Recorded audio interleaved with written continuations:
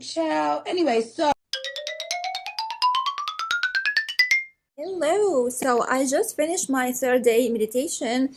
Actually, I changed my meditation a little bit. I used to listen to Joe Dispenza the morning and evening meditation, and then yesterday, I changed it to the Sadhguru meditation. It's a little bit shorter actually, but the first time I tried it when I was listening to the inner engineering program, I just was tearing and I felt a lot of joy. So I decided to change my meditation to his meditation.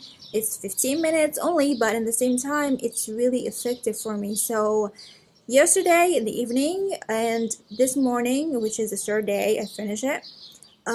It was amazing. I feel so much better actually. I feel this joyful, blissful, like extreme happiness inside of my heart.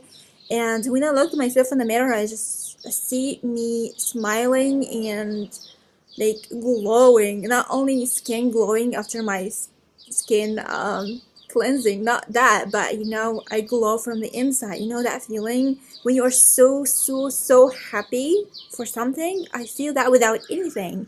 I still have like nothing changed in my current reality. It's still the same actually, but I feel different. So third day is amazing. Keep up.